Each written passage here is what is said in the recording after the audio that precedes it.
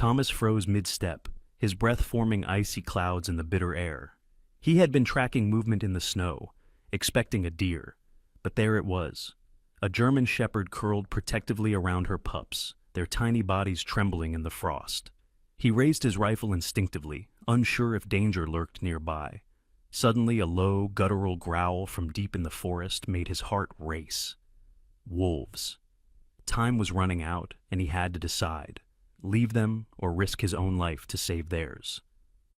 The forest was an expanse of icy stillness, the silence broken only by the soft crunch of snow under Thomas's boots. His breath clouded the air as he moved steadily through the frosty expanse, rifle slung over his shoulder. Years of hunting had taught him to read the subtle signs left behind by creatures of the wild, but this morning felt different, unsettling. Ahead of him, faint paw prints in the snow veered off the main trail, their size and erratic path catching his attention. He crouched to examine them, frowning. They were too small for a wolf, too scattered to belong to a fox. The prints told a story of desperation, zigzagging without direction, and they vanished into the dense cluster of trees ahead. Thomas stood, his instincts tingling. Adjusting his rifle, he followed the tracks deeper into the woods, his pace quickening as the unease in his chest grew heavier. The snow here was untouched, a pristine white blanket muffling all sound. Only the faint howl of a wolf in the distance punctuated the quiet, a reminder that this forest belonged to more than just him. Then he saw it. At first, it looked like a shadow huddled beneath a pine tree, barely visible against the snow, but as he approached, the shape became clearer. A dog. A German shepherd. She was curled into a tight ball, her thin body trembling violently against the cold. Around her were 4 tiny puppies, barely more than a month old, scattered haphazardly in the snow. Their small bodies were coated with frost, and their shallow breaths barely disturbed the icy air. The sight stopped Thomas in his tracks.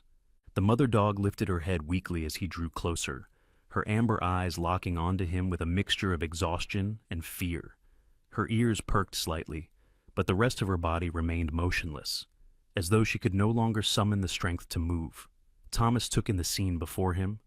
Her filthy, matted coat clung to a gaunt frame, old scars crisscrossed her muzzle, and one of her ears was torn.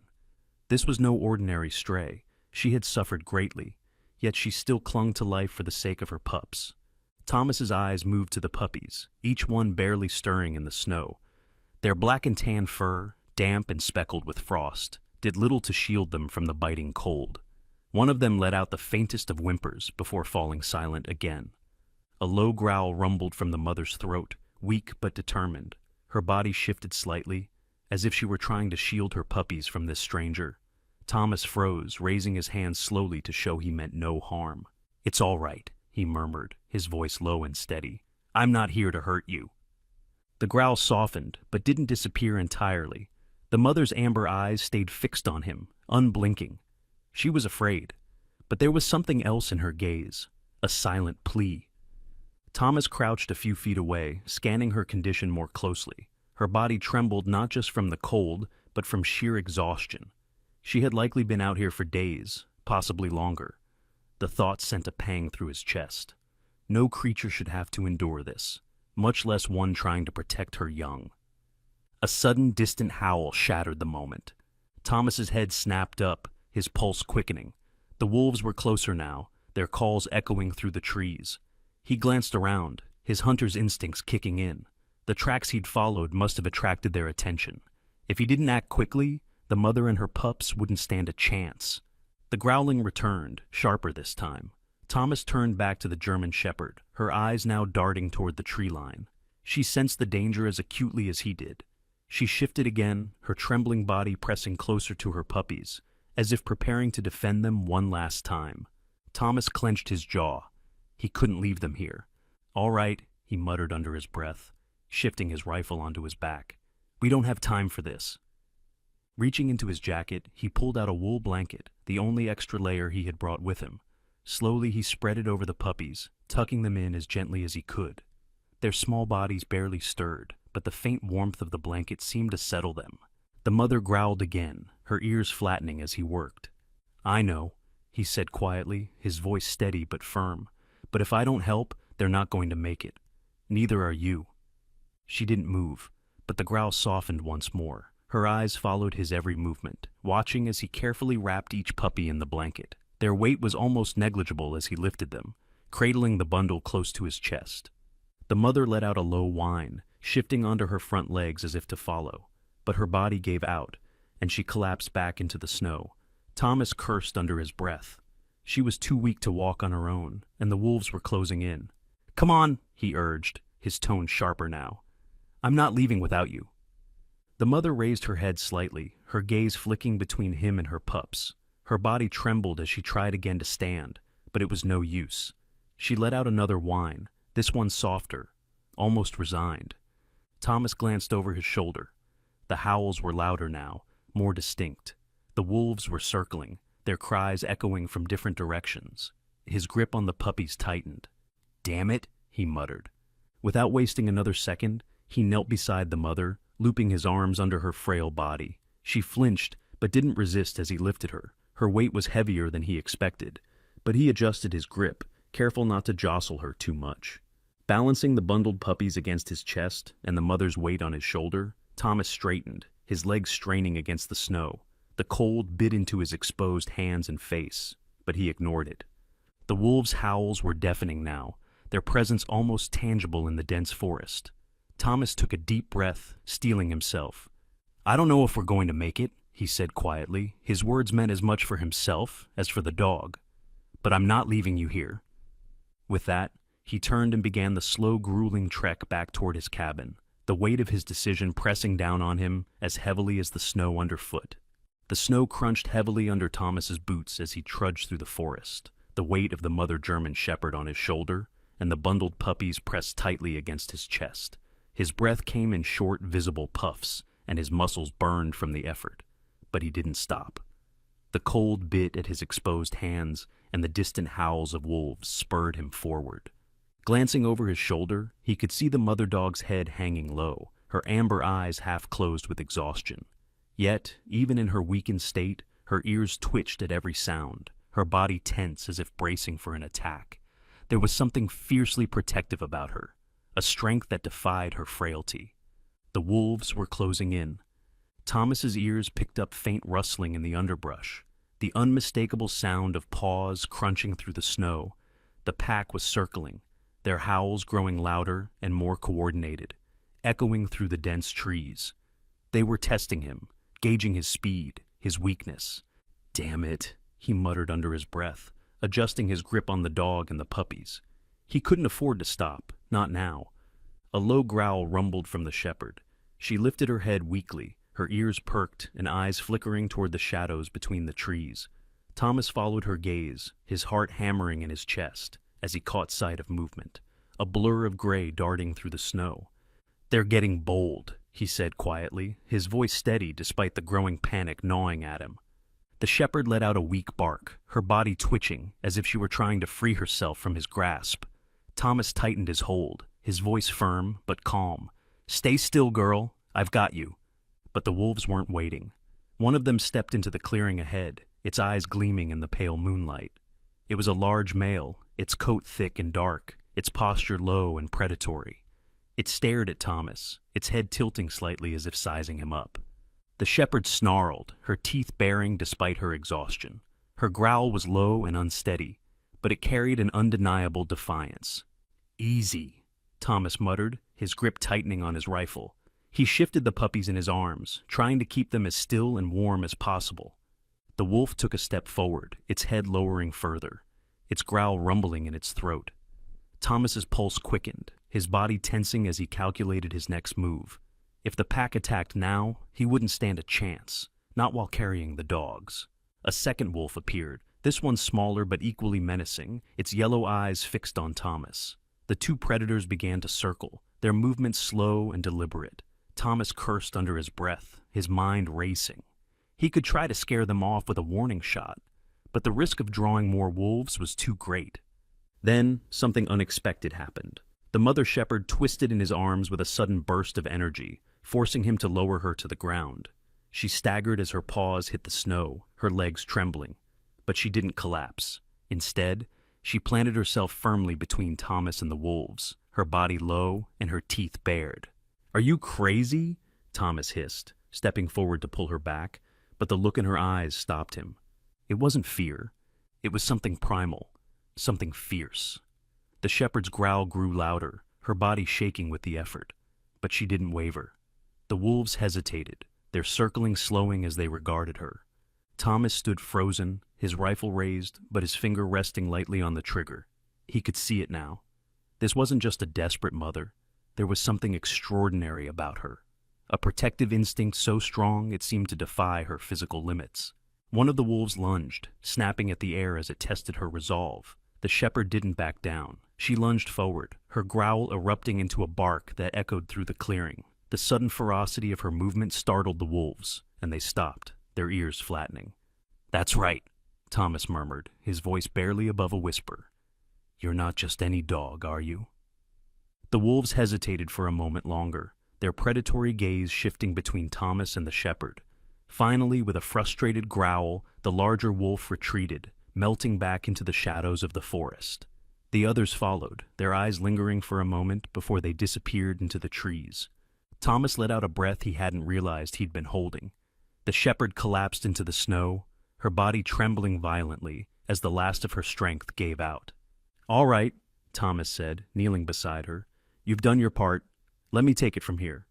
He scooped her up again, adjusting the puppies in his coat before continuing toward the cabin. The wolves didn't follow this time, but the tension lingered, pressing down on him like the weight of the snow-laden branches overhead. When the cabin finally came into view, Thomas quickened his pace, relief flooding through him. The structure was small and weathered, but it was safe, warm. He stepped onto the porch, his boots creaking against the wooden planks, and glanced back at the forest. The tree line was still, the wolves gone, but the unease in his chest remained. Inside, he gently laid the shepherd on a pile of blankets near the fireplace. She let out a soft whine, her eyes fluttering open to look at her pups, who were now nestled safely in the warmth of his coat. As he stoked the fire, Thomas couldn't shake the feeling that this wasn't the end of their trouble. There was something about the shepherd that felt different. She wasn't just any dog, and this wasn't just any chance encounter. Sitting back, he watched the firelight dance across the room, illuminating the scars on her face and the faint rise and fall of her chest as she breathed. "What's your story?" he murmured, more to himself than to her. The shepherd didn't respond, of course, but her gaze met his for a moment before her eyes drifted shut. Thomas leaned back against the wall, exhaustion pulling at him. Whatever secrets this dog carried, he would uncover them in time. For now, they were safe. But deep in his gut, he knew the forest hadn't given up on them yet. Inside the warmth of the cabin, the biting chill of the forest seemed like a distant memory. Thomas carefully placed the bundled puppies on a thick blanket near the crackling fireplace. The heat from the flames began to spread, melting the frost clinging to their fragile bodies. He knelt beside them, his hands gently unwrapping the woolen coat they had been tucked into. One by one, the puppies began to stir, their tiny, shivering forms pressed against one another instinctively, drawing comfort from the shared warmth. Thomas's brow furrowed as his fingers brushed against the smallest of the litter. This puppy, smaller and frailer than the rest, barely moved. Its breathing was shallow, its soft whimpers barely audible over the crackle of the fire. "You're hanging on by a thread, aren't you?" Thomas muttered, carefully scooping the little one into his calloused hands. Its tiny body felt like it could break under the slightest pressure. He gently rubbed its sides, trying to stimulate warmth and life into the fragile creature. Nearby, the mother shepherd, whom he had begun to call Luna, lay curled on another blanket. Her body was still trembling, though less violently than before. Her amber eyes were fixed intently on the puppies, never leaving them for more than a moment. Despite her exhaustion, there was a tension in her gaze, a deep and raw fear that lingered just beneath the surface. Thomas leaned back on his heels, glancing at her. "You did everything you could for them out there," he said softly. "It's a miracle they're even alive." Luna's ears twitched at the sound of his voice, but her focus remained on her pups. There was something unnerving about her intensity, as though she were bracing for something terrible to happen. Thomas felt a pang of sympathy as he reached out to place a small bowl of water near her. "Here," he murmured, "you need this more than I do." At first, Luna didn't move, Her eyes flicked to him warily, then back to the puppies. It was only when Thomas stepped away that she slowly, hesitantly, lowered her head to lap at the water. Her movements were cautious, as though every second she spent drinking was a second too long away from her pups. Thomas busied himself checking the rest of the puppies. The larger ones were beginning to show signs of improvement. Small movements, soft sounds, faint signs of life returning to their tiny bodies. But the smallest one still lay limp in his hands, and his jaw tightened as he placed it closer to the fire. "Come on, little one," he whispered. "Don't give up yet." He stood, stretching his aching legs, and crossed the room to grab more blankets. As he turned back toward Luna, his eyes caught a faint gleam of metal around her neck. He frowned, setting the blankets aside as he moved closer. Kneeling beside her, he carefully brushed back the matted fur around her neck. Beneath the dirt and grime, a thin metallic collar came into view. His fingers traced the cold surface, and he realized it wasn't an ordinary collar. It was a band of weathered metal, engraved with numbers and symbols that had faded over time. "What's this?" he muttered, squinting at the strange markings. The numbers were partially scratched out, but enough remained to pique his curiosity. XM07. Thomas leaned back, turning the collar slightly to get a better look. The symbols around the numbers were unfamiliar, almost military in appearance. He had seen a lot of collars in his time: hunting tags, pet IDs, even identification tags from working dogs. But this was something different. "Where did you come from?" he asked softly, his voice more to himself than to Luna. Luna let out a low whine, her gaze darting between Thomas and her pups. She shifted uncomfortably, as though the collar itself were a source of pain or bad memories. Thomas's brow furrowed as he gently loosened the metal band, giving her neck some relief. The numbers stuck in his mind as he stood and moved toward the small desk in the corner of the cabin. He kept a worn journal there, along with a pencil and a few other odds and ends. Scribbling the markings into the journal, he made a mental note to look into them later. For now, there were more immediate concerns. Thomas returned to the fire, crouching beside the puppies once again. He checked their breathing, their small movements, and made sure they were close enough to the warmth without risking overheating. The smallest one still worried him. It had stopped whimpering altogether, and its tiny chest rose and fell so faintly he had to strain to see it. He sighed, running a hand through his hair. "You've got to pull through," he said quietly. "Your mom's been through enough. Don't make her lose you too." Luna's ears twitched at his words, and she let out another soft whine. She seemed to sense the gravity of the moment, her gaze shifting toward the smallest pup as though willing it to survive. The fire crackled softly, filling the cabin with a faint warmth that was both physical and emotional. Yet, despite the calmness of the room, Thomas couldn't shake the nagging feeling in his chest. The collar, the strange markings, Luna's scars and cautious demeanor, it all pointed to a story he didn't yet understand. What kind of life had this dog lived? Who had put that collar on her, and why? And why had she and her pups been abandoned in the middle of a frozen forest, left to die?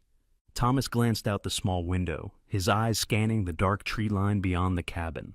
The wolves hadn't followed them here, but something about the forest felt watchful, as though it were holding its breath. He turned back to the fire, his jaw tightening. Whatever secrets Luna carried, he would find them out. But for now, there was only one priority: keeping her and her pups alive.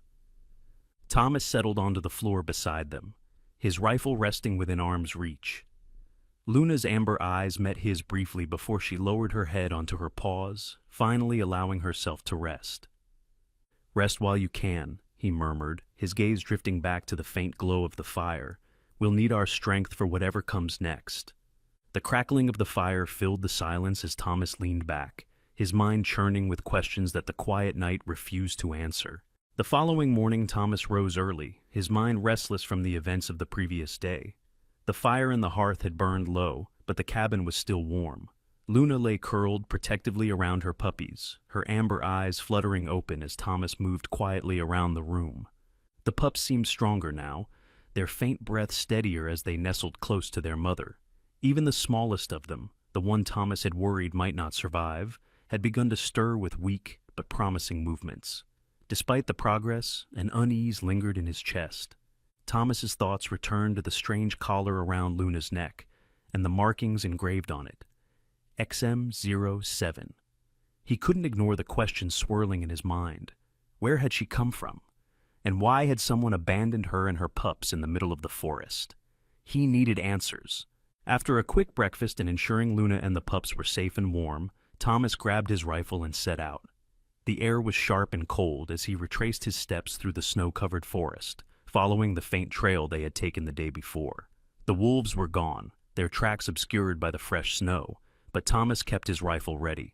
It wasn't long before he found it, the old truck he'd spotted during the frantic journey back to the cabin. It was a rusted, dented thing, partially hidden beneath a thick layer of snow. The windshield was cracked, and one of the doors hung slightly ajar. Thomas approached cautiously, scanning the area for any signs of movement. The forest was still, but the silence felt heavy, as though the trees themselves were holding their breath. He reached the truck and pulled open the driver's door, the hinges groaning in protest. The cab was a mess, the seats torn and the floor littered with trash. Amid the debris, Thomas's eyes caught sight of a stack of papers stuffed into the glove compartment. Carefully, he pulled the papers out, his brow furrowing as he examined them. They were crumpled and water-stained, but some of the writing was still legible. Most of it appeared to be mundane. Delivery receipts, a faded map of the area. But one piece of paper stood out. It was a small folded note, the edges torn and smudged. Thomas unfolded it, his stomach tightening as he read the words scrawled across it in harsh, jagged letters. "Don't trust them. Don't let them live."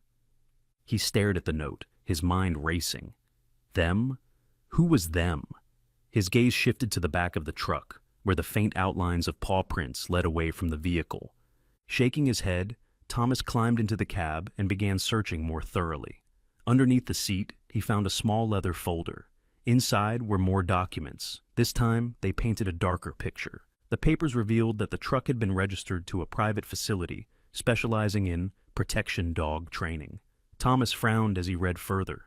The facility was located miles from here, hidden deep in the wilderness, and it claimed to train guard dogs for elite security purposes. But the details didn't add up. Many of the handwritten notes in the folder referenced harsh training techniques, including methods that bordered on abuse. One paper included a list of dogs with corresponding identification numbers, and Thomas's eyes caught on one in particular. XM07, German Shepherd. Failed. Failed. Thomas's chest tightened as he flipped through the rest of the documents. A pattern emerged. The dogs that failed were considered liabilities. They were deemed untrainable, unpredictable, and ultimately expendable. A sinking feeling settled over him as he began piecing the story together. Luna, XM07, had been part of this facility, but she hadn't just been abandoned because she failed their training. There was more to it. One final document caught his attention. It described a recent police raid on the facility, prompted by reports of illegal activity. The raid had shut the operation down, but not before several dogs and records went missing. Thomas glanced back at the paw prints leading away from the truck. Whoever had owned Luna and her pups must have been fleeing the raid when they decided to cut their losses. They had left her to die, along with her litter, in an attempt to erase the evidence of their cruelty. But why would a mother dog like Luna fail their training? He thought back to her actions in the forest, her unwavering determination to protect her pups, even at the expense of her own life. It wasn't hard to see why she hadn't fit their mold. Luna wasn't a guard dog, she was a protector, but in a way they didn't value. Thomas folded the documents and tucked them into his jacket. His jaw clenched as he looked at the truck one last time before turning back toward the trail. The trip back to the cabin felt heavier, the weight of what he had discovered pressing down on him with every step. He replayed the words on the note over and over in his mind. Don't trust them. Don't let them live. What kind of people would look at an animal like Luna, a mother fighting to keep her pups alive, and see something that needed to be destroyed? When he reached the cabin, Luna's eyes immediately met his. She was lying near the fire, her pups nestled against her side, and she lifted her head slightly at his return. Thomas knelt beside her, pulling the folded papers from his jacket and setting them on the table. He looked at her, his voice low and steady. "They wanted you gone," he said, "but you're still here." Luna tilted her head, her ears twitching slightly as though she understood. Thomas exhaled, leaning back against the wall. Whatever had happened at that facility, whatever cruelty she had endured, it hadn't broken her. She had defied them, protected her pups, and survived against impossible odds. "You're not just any dog, are you?" he murmured, his gaze softening as he watched her. "You're a fighter." Luna's eyes flicked to her pups, then back to Thomas. There was a quiet strength in her gaze, one that told him she wasn't done fighting yet. As the fire crackled and the warmth filled the cabin, Thomas made a silent promise to her and her pups. They had been abandoned, hunted, and left to die, but not anymore. Whatever dangers lay ahead, he would face them with her.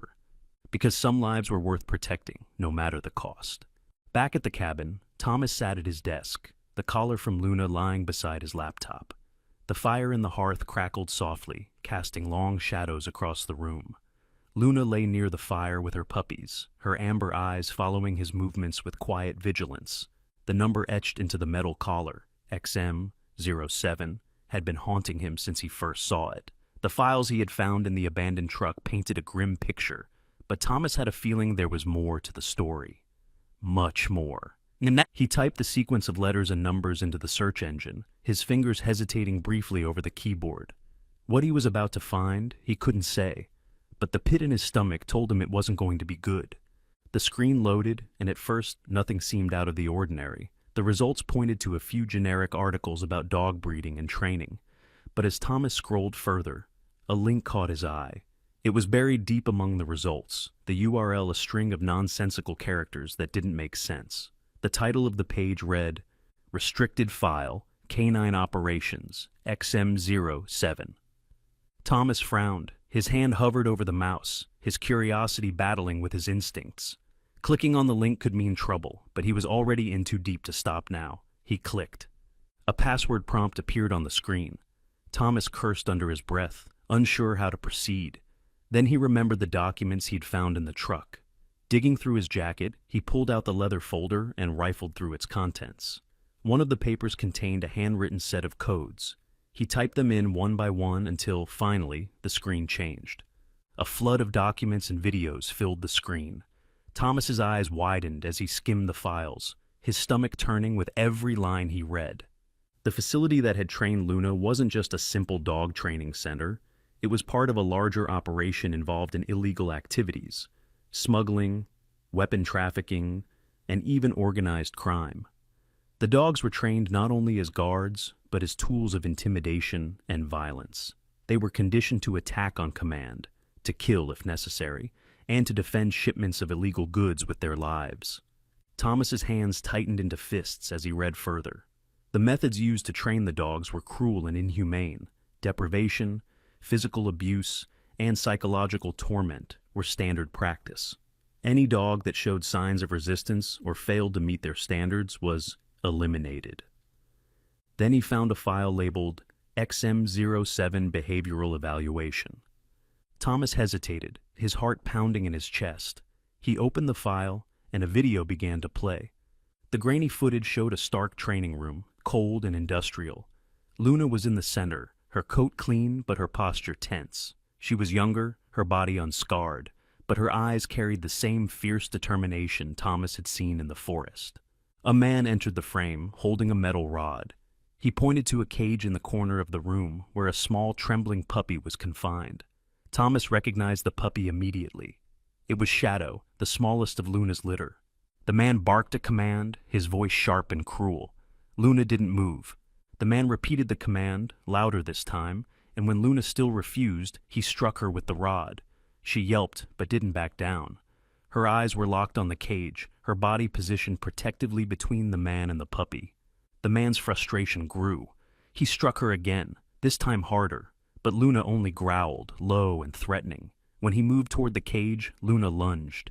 The video ended abruptly as chaos erupted in the room. Thomas sat back in his chair, his chest tight. It all made sense now.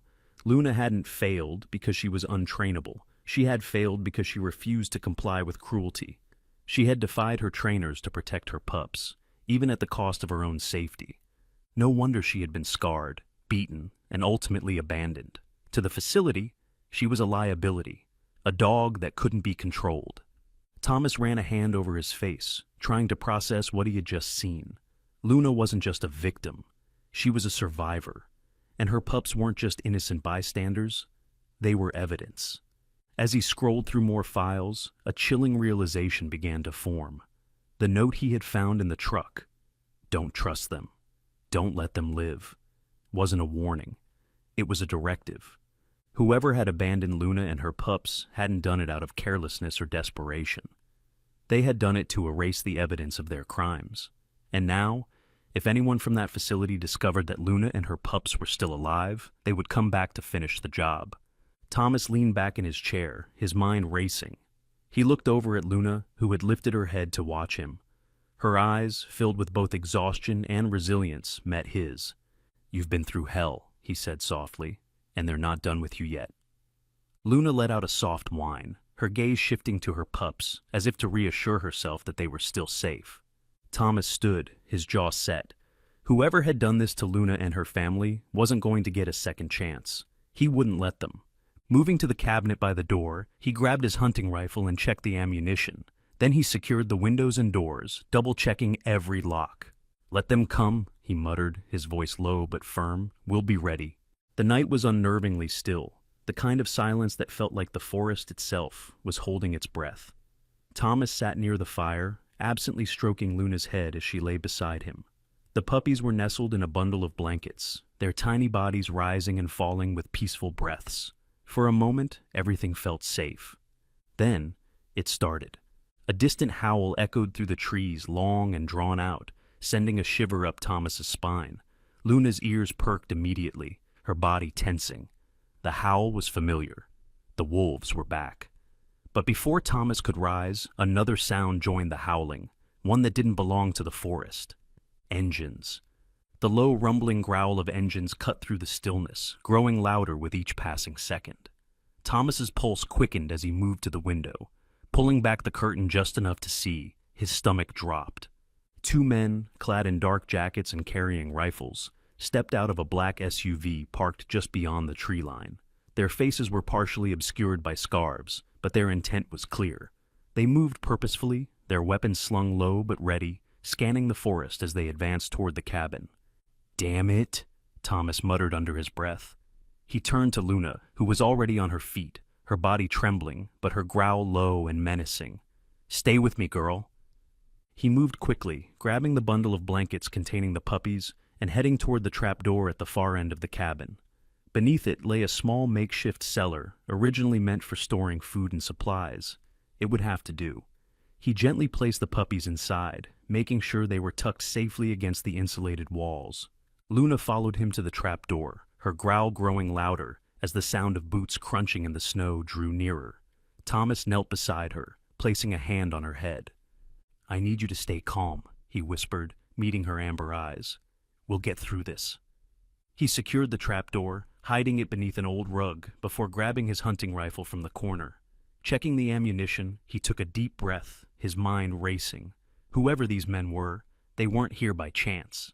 They were connected to the operation he'd uncovered. They knew about Luna, and they wanted her gone. The knock came moments later, loud and forceful, shaking the wooden door on its hinges. "Open up!" a rough voice barked from the other side. "We know you're in there!"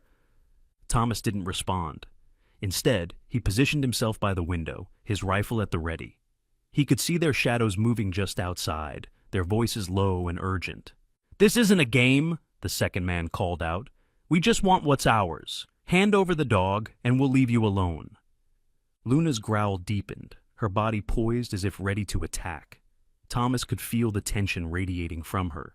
She wasn't going to let them take her or her pups without a fight.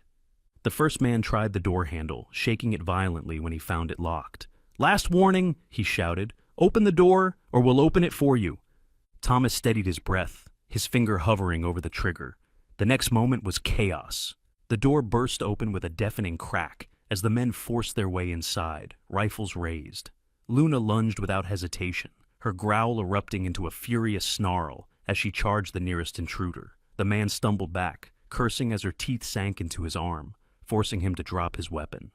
Thomas took the opportunity to fire, the rifle's crack echoing through the cabin. The second man ducked, the shot grazing his shoulder, and he dove for cover behind the overturned table. Damn it, get her off me, the first man yelled, struggling against Luna's relentless attack. Blood stained his sleeve as he swung wildly, trying to dislodge her. Thomas moved quickly, his focus shifting to the second man. Another shot rang out, this time striking the man's rifle, sending it skidding across the floor. Disarmed, he lunged toward Thomas, but Thomas met him with the butt of his rifle, knocking him to the ground. Meanwhile, Luna's ferocity had overwhelmed the first man. With one final, desperate swing, he managed to shove her off, but not before she left deep gashes along his arm. He staggered back, clutching the wound, his face pale. "Forget it!" he shouted to his partner. "We're out of here!" The second man scrambled to his feet, his movements clumsy and panicked. Together they stumbled out of the cabin, disappearing into the night as quickly as they had come. The sound of their SUV starting and speeding away faded into the distance, leaving the cabin in silence once more. Thomas lowered his rifle, his breaths heavy as he scanned the room. The door hung crookedly on its hinges, and the overturned furniture bore the marks of the struggle, but they were safe. For now. Luna stood in the center of the room, her chest heaving, her amber eyes locked on the open doorway. Blood matted her fur where the man had struck her, but her stance was unwavering. She let out a low growl, as if daring them to come back. Thomas set the rifle down and approached her cautiously. "Easy, girl," he said softly. "It's over." Luna turned to him, her growl fading as her gaze softened. She limped slightly as she moved toward the trap door, whining softly. Thomas knelt beside her, placing a hand on her head. "You did good," he murmured. "Real good." He opened the trap door, revealing the puppies still bundled safely inside. Luna nosed her way down, immediately checking on each of them, her body relaxing as they responded with faint whimpers. Thomas sat back, exhaustion washing over him. The reality of what had just happened hit him hard. These men weren't random thugs. They were part of the operation that had trained Luna, and now they knew she was alive. "They're not going to stop," he said aloud, his voice heavy. "They'll come back." Luna looked up at him, her eyes steady and resolute. There was no fear in her gaze, only the same fierce determination that had kept her and her pups alive this long. Thomas stood, his jaw tightening as he surveyed the damaged cabin. If they wanted a fight, they'd get one. But this time, he wouldn't just be defending Luna and her pups. He'd be taking the fight to them. The morning after the chaos, the forest was still. The snow-covered landscape bore no trace of the events that had unfolded in the night. Inside the cabin, Thomas sat at his small, weathered table, his eyes heavy with exhaustion, but his resolve unbroken. Luna lay nearby, her head resting on her paws, while the puppies snuggled together in a warm heap of blankets. The sound of tires crunching through the snow broke the silence. Rising quickly, Thomas moved to the window, his rifle still within reach. A wave of relief washed over him as he recognized the vehicles approaching. It wasn't the men from the night before. It was the local animal rescue organization, accompanied by a police cruiser. Thomas stepped outside, the cold air biting his skin as he greeted the team. The lead officer, a broad-shouldered man in his 40s, approached with a firm handshake. "You must be Thomas," the officer said. "We got your call. Looks like you've had quite a night." "That's putting it mildly," Thomas replied with a faint smirk, his voice rough from lack of sleep. "They came looking for her." He gestured toward Luna, who had stepped cautiously onto the porch, her body tense, but her eyes alert. The rescue team moved in slowly, their voices soft and reassuring as they approached the shepherd. Luna watched them carefully, her gaze flicking to Thomas as if seeking his approval. "She's been through hell," Thomas said, his tone softening. "But she's a fighter. She saved me as much as I saved her." The team worked efficiently, examining Luna and her pups. The officer took Thomas aside, listening intently as he recounted the events of the past few days, discovering Luna in the snow, the attack on the cabin, and the evidence he had uncovered about the facility that had abused her. "We've been tracking that operation for months," the officer said, his expression darkening. "You've given us exactly what we needed to shut them down for good. Luna and her pups are living proof of their crimes." Thomas nodded, his eyes drifting back to Luna. She stood quietly as the team checked her, her gaze never straying far from her pups. "What happens to her now?" he asked. "She and the puppies will be taken to a secure facility," the officer explained. "They'll get medical care, and once the investigation is over, we'll work on finding them permanent homes." That's that. Thomas's chest tightened at the thought of letting her go. He glanced at the smallest puppy, Shadow, who was nestled against Luna's side. The tiny dog had grown stronger over the past few days, but it still clung to its mother with a quiet, fragile dependence. "I'd like to keep him," Thomas said suddenly, his voice steady. "Shadow. The little one. He's fought so hard to survive. I can't let him go." The officer smiled faintly. "I don't think anyone would argue with that." The rescue team loaded Luna and the other puppies into their vehicle, handling them with care.